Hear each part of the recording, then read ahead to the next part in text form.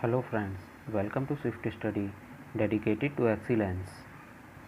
Friends, इस video में हम चर्चा करेंगे बाल विकास के सिद्धांत प्रिंसिपल्स ऑफ चाइल्ड डेवलपमेंट के बारे में। क्या होते हैं बाल विकास के सिद्धांत प्रिंसिपल्स ऑफ चाइल्ड डेवलपमेंट? तो आइए जानते हैं इसके बारे में, करते हैं विस्तृत चर्चा। सो फ्रेंड्स, अब तक हमने चर्चा की थी केवल विकास की अवधारणा या वृद्धि की अवधारणा। अब हम बात करेंगे बाल विकास की अवधारणा के बारे में, कॉन्सेप्ट ऑफ चाइल्ड डेवलपमेंट। देखिए, बाल विकास क्या होता है? बाल विकास का सामान्य अर्थ होता है बालकों का मानसिक व शारीरिक विकास। देखिए, जब मैं विकास की बात कर रहा हूँ तो मैं पहले भी बता चुका हूँ कि विकास में वृद्धि अपने आप जुड़ जाती है। तो वही इसमें कहा है कि बालकों का मानसिक व शारीरिक दोनों विकास बाल विकास के अंतर्गत आता है। विकास शारीरिक भी होता है, मानसिक भी होता है, सामाजिक भी होता है, संज्ञानात्मक भी होता है, भाषाई भी होता है तथा धार्मिक इत्यादि होता है। मैंने कहा था ना, विकास के कई सारे आयाम होते हैं, तो देख लीजिए। विकास का जो संबंध होता है ना, वो गुणात्मक यानी कि कार्य कुशलता, किसी की कार्य की कुशलता में वृद्धि, ज्ञान में वृद्धि, तर्क में वृद्धि, नवीन विचारधारा आ जाना उसमें, एवं परिमाणात्मक भी होता है, जैसे कि लंबाई में वृद्धि, भार में वृद्धि तथा अन्य दोनों से है। तो वही चीज़ निकल के आई। बाल विकास में हम व्यक्ति के विकास की बात कर विकास में हम व्यक्ति के विकास की बात करते हैं, जबकि बाल विकास में हम बच्चों के विकास की बात करते हैं। तो आइए इसके बाल विकास के सिद्धांतों पर विस्तृत चर्चा करते हैं कि क्या होते हैं बाल विकास के सिद्धांत, प्रिंसिपल्स ऑफ चाइल्ड डेवलपमेंट। देखिए फ्रेंड्स, बालकों का जो विकास होता है वो कई सारे सिद्धांतों पर आधारित होता है। जो प्रिंसिपल ऑफ चाइल्ड डेवलपमेंट होते हैं वो काफ़ी इम्पोर्टेंट फैक्टर होते हैं किसी भी चाइल्ड डेवलपमेंट में। देखिए, विकास का जो सबसे पहला सिद्धांत होता है वो होता है निरंतरता का सिद्धांत। अब निरंतरता का सिद्धांत होता है प्रिंसिपल ऑफ कंटिन्यूटी। मतलब जो ये सिद्धांत होता है इसके अनुसार क्या होता है कि विकास जो है वो एक ना रुकने वाली प्रक्रिया है। अर्थात जब बच्चा माँ के गर्भ में आता है ना, तो तभी से विकास की प्रक्रिया प्रारंभ हो जाती है और ये मृत्यु पर्यंत यानी जीवन पर्यंत चलने वाली प्रक्रिया होती है। मरने तक, किसी भी व्यक्ति के मरने तक चलने वाली प्रक्रिया होती है विकास। ये एक छोटे से नगण्य आकार से अपना जीवन प्रारंभ करती है। देखिए, जब बच्चा छोटा होता है, जब गर्भ में होता है, तो तब तो आकार भी नहीं लेता, लेकिन तभी से उसका विकास शुरू हो जाता है। शारीरिक विकास तो तभी से शुरू हो जाता है ना उसका। तो एक नगण्य आकार से अपना जीवन प्रारंभ करती है और ये व्यक्तित्व के सारे पक्षों, जैसा कि मैंने अभी तक सारी वीडियोस में बताया और मैं फिर से बताने जा रहा हूँ कि शारीरिक, मानसिक, सामाजिक आदि का संपूर्ण विकास इस निरंतरता के गुण के कारण भली भांति होता रहता है। तो यही होता है निरंतरता का सिद्धांत, प्रिंसिपल ऑफ कंटिन्यूटी। अब बात करते हैं अगले सिद्धांत, जो कि होता है समान प्रतिमान का सिद्धांत। देखिए, इस सिद्धांत के अनुसार ना बालकों का विकास और वृद्धि जो है वो अपनी व्यक्तिकता के अनुरूप होती है। वे अपनी सभी स्वाभाविक गति से ही वृद्धि और विकास के विभिन्न क्षेत्रों में आगे बढ़ते रहते हैं, है ना। तो उसी कारण जो है उनमें पर्याप्त भिन्नताएं देखने को मिलती हैं। देखिए, किसी का जो विकास की गति होती है वो तीव्र होती है, किसी की मंद होती है, लेकिन इसका प्रतिमान समान होता है। ये एक समान प्रतिमान से इसका विकास होता है किसी भी बच्चे का, चाहे उसकी गति फिर किसी भी अवस्था में तीव्र रही हो, चाहे किसी भी अवस्था में किसी दूसरे बच्चे की गति धीमी हो, लेकिन विकास एक समान ही होता है। सिर्फ उसकी गति में अंतर पाया जाता है। कहीं किसी की गति विकास की तेज होती है, कहीं किसी की गति विकास की कम होती है, लेकिन एक वांछित लक्ष्य पर पहुंचने के बाद जब देखा जाता है तो ये एक समान ही विकास दिखाई देता है सभी बालकों में। इसलिए कहा जाता है कि बाल विकास समान प्रतिमान का होता है, यानी कि इसका एक सिद्धांत, महत्वपूर्ण सिद्धांत है, समान प्रतिमान का सिद्धांत। देखिए, अगला विकास का सिद्धांत होता है विकास क्रम की एकरूपता। देखिए, मैंने पहले भी आपको बताया था कि विकास एक क्रमबद्ध व्यवस्था होती है। देखिए, ये जो सिद्धांत होता है ये हमें क्या बताता है?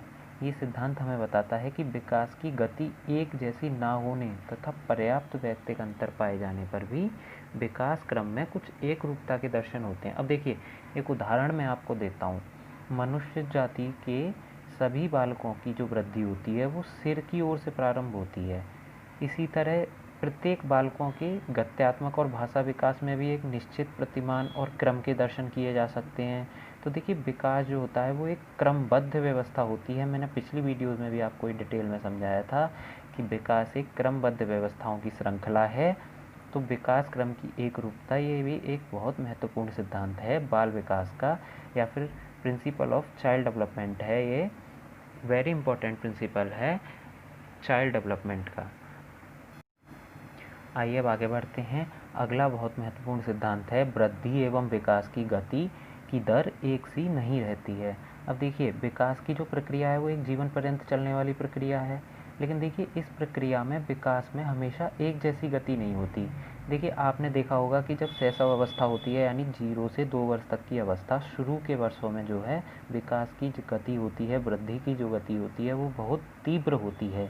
लेकिन बाद में जब वो बाल्यावस्था में आ जाता है तो ये गति मंदी हो जाती है ना।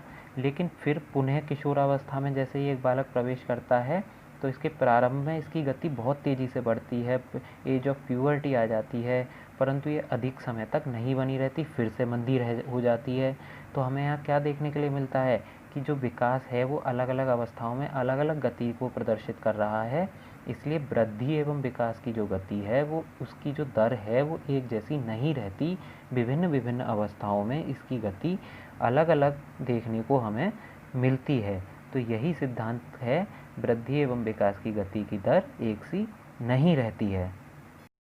सो फ्रेंड्स, आगे बढ़ते हैं। अगला सिद्धांत कहता है कि विकास सामान्य से विशेष की ओर चलता है। देखिए, ये लाइन मैं काफ़ी बार रिपीट कर चुका हूँ, बहुत इंपॉर्टेंट लाइन है। कल का क्वेश्चन भी, प्रीवियस ईयर क्वेश्चन जो मैंने डिस्कस किए थे कल उस विकास की अवधारणा वाले टॉपिक से, उसमें भी एक क्वेश्चन लिखा हुआ था कि विकास सामान्य से विशेष की ओर चलता है ना। इसे आइए और डिटेल में जानते हैं। देखिए, विकास और वृद्धि की सभी दिशाओं में विशिष्ट क्रियाओं से पहले उनके सामान्य रूप के दर्शन होते हैं। देखिए, उदाहरण के तौर पे ले लीजिए कि आपने हाथों से कुछ चीज़ पकड़ने से पहले, जब बालक कोई चीज़ पकड़ता है तो इधर उधर हाथ मारने या फैलाने की कोशिश करता है। इसी तरह शिशु जो है वो शुरू में रोज़ रोने या चिल्लाने में उसके सभी अंग प्रत्यय भाग लेते हैं, चारों तरफ हाथ पैर फेंकता है, रोता है। लेकिन बाद में धीरे धीरे जब विकास होने लगता है तो उसके फलस्वरूप केवल उसके आँख और वाक तंत्र तक ही सीमित रह जाता है। और भी जब मैच्योर हो जाते हैं, जब कभी कभी किसी को रोने का मन करता है या किसी वजह से वो रोता है तो सिर्फ आँखों से आंसू बहते हैं, आवाज़ भी नहीं आती है। तो यही दर्शाता है कि विकास सामान्य से विशिष्ट की ओर चलता है।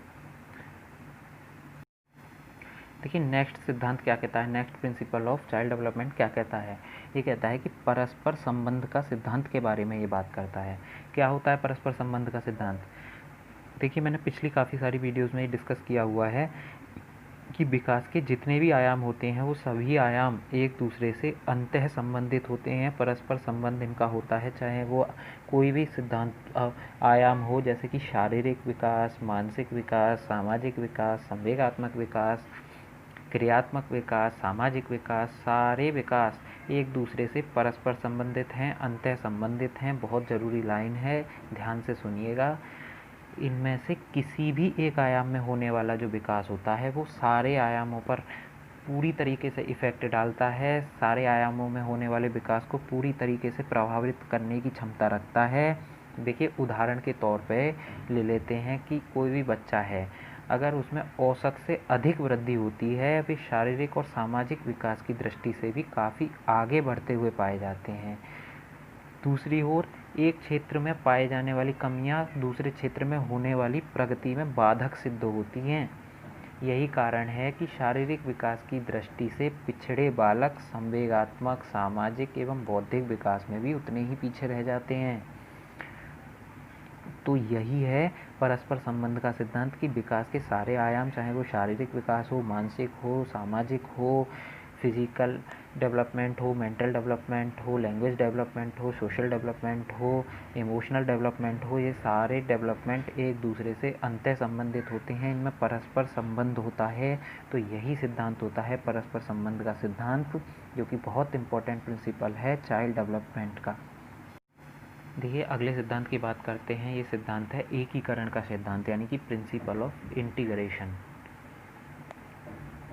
ये सिद्धांत क्या कहता है? ये सिद्धांत कहता है कि विकास की प्रक्रिया एकीकरण के सिद्धांत का पालन करती है। देखिए, इसके अनुसार ना बालक पहले संपूर्ण अंग को, फिर अंग के भागों को चलाना सीखता है। सामान्य से विशेष की ओर चलने वाला विकास का सिद्धांत जो है, या एकीकरण का सिद्धांत, ये दोनों काफ़ी मिलते जुलते हैं। देखिए, एक उदाहरण के तौर पर देखते हैं। देखिए, पहले जो बालक होता है वो पहले पूरे हाथ को उठाता है। जब छोटा शिशु होता है तो पूरे हाथ को हिलाता है। फिर वो धीरे धीरे उंगलियों को हिलाना सीखता है, फिर हाथ एवं उंगलियों को एक साथ चलाना सीखता है। तो यही कहता है एकीकरण का सिद्धांत, प्रिंसिपल ऑफ इंटीग्रेशन, कि जो विकास की जो प्रक्रिया होती है वो एकीकरण के सिद्धांत का पालन करती है। देखिए, विकास की भविष्यवाणी की जा सकती है। अब देखिए क्या होता है ये सिद्धांत। देखिए, आपने एक मुहावरा सुना होगा कि पूत के पाँव पालने में दिख जाना। तो उसी से कुछ कुछ मिलता जुलता है ये, कि विकास की भविष्यवाणी की जा सकती है। देखिए, एक जो बालक है, कोई भी बालक है, वो अपनी वृद्धि और विकास की गति को, जो उसमें वृद्धि और विकास की गति है, उसको ध्यान में रख के उसके आगे बढ़ने की दिशा और स्वरूप के बारे में, उसके बारे में भविष्यवाणी की जा सकती है। देखिए, उदाहरण के तौर पर मैं आपको बताता हूँ कि किसी भी शिशु का, नवजात शिशु का हम एक्सरे लेते हैं, उसकी हड्डियों का एक्स किरणों से एक्सरे लिया जाता है, और उसका यह चित्र देखकर उसके एक्सरे के जानने वाले डॉक्टर्स ये बता सकते हैं कि आगे चल के उसकी हड्डियों का आकार प्रकार किस प्रकार का होगा। इसी प्रकार से किसी भी बच्चे के मानसिक यानी कि IQ लेवल को जांचकर ये बताया जा सकता है कि ये बच्चा आगे चल कर होशियार बनेगा, तो किस तरीके की अपनी योग्यताओं को प्रकट कर सकता है। तो यही सारी चीज़ें होती हैं। इन सारे चीज़ों को देख कर भविष्य की भविष्यवाणी भी की जा सकती है, पूर्व अनुमान लगाया जा सकता है उसके विकास के सारे आयामों के बारे में। प्रेडिक्शन का यूज़ हम कर सकते हैं। तो यही कहता है कि विकास की भविष्यवाणी की जा सकती है। फ्रेंड्स, अगला सिद्धांत होता है विकास की दिशा का सिद्धांत। देखिए, इस सिद्धांत के अनुसार विकास की जो प्रक्रिया होती है ना, वो पूर्व निश्चित दिशा में ही आगे बढ़ती है, किसी और दिशा में नहीं, एक निश्चित दिशा में आगे बढ़ती है। देखिए, आपने देखा होगा कि सबसे पहले बालक अपने सिर और हाथों की गति पर नियंत्रण करना सीखता है ना।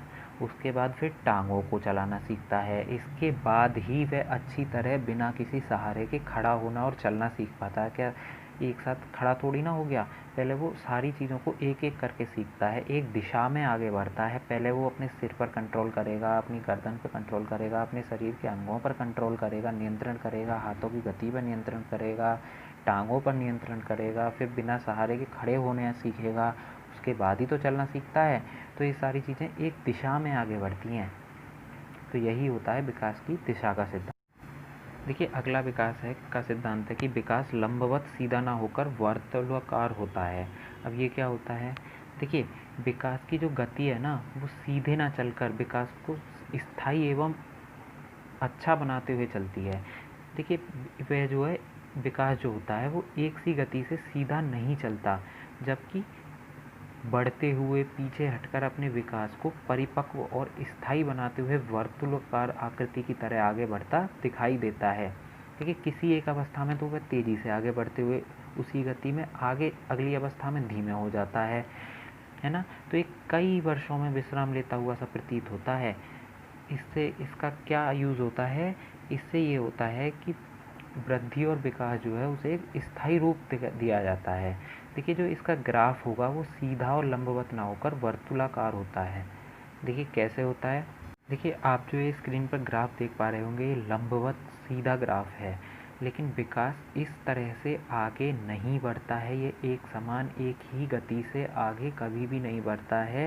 ये धीरे धीरे वर्तुलाकार होकर बढ़ता है। देखिए कैसे बढ़ता है वर्तुलाकार होता हुआ। देखिए, ये वर्तुलाकार ग्राफ इस तरह से बढ़ता है, किसी भी अवस्था में विकास की गति तीव्र हो जाती है, फिर वो रुक जाती है जिससे कि वो स्थायी हो सके। उसके बाद वो धीमी हो जाती है, पीछे थोड़ी सी हटती है, लेकिन फिर से वो आगे बढ़ती है, और ये कई वर्षों में इसका प्रोसेस हो पाता है। तो हमें ये लगता है कि विकास कई वर्षों का रिज़ल्ट है, और ये वर्तुलाकार होता है, इसीलिए ये स्थायी होता है। आइए फ्रेंड्स, अगले सिद्धांत की बात करते हैं, जो कि है आंशिक पुनर्वलन का सिद्धांत।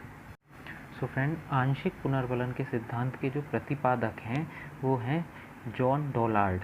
जॉन डॉलार्ड आंशिक पुनर्वलन सिद्धांत के प्रतिपादक हैं। देखिए, इन्होंने क्या कहा?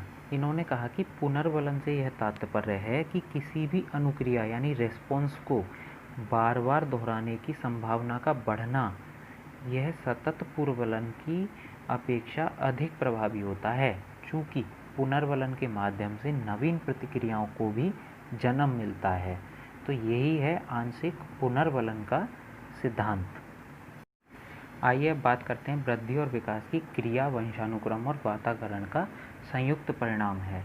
देखिए, वृद्धि और विकास तो एक ही बात है, विकास में ही अंतर्गत वृद्धि आ जाती है। ये जो विकास होता है ना, ये वंशानुक्रम और वातावरण का संयुक्त क्रिया का परिणाम होता है। देखिए, इसके बारे में हम विस्तृत चर्चा आगे आने वाली वीडियो में करेंगे कि वृद्धि और विकास की जो क्रिया होती है वो वंशानुक्रम और वातावरण का संयुक्त परिणाम कैसे होती है। अभी मैंने सिर्फ आपको एक इंट्रोडक्शन बता दिया है कि वृद्धि और विकास की जो क्रिया होती है वो वंशानुक्रम और वातावरण का संयुक्त परिणाम होती है।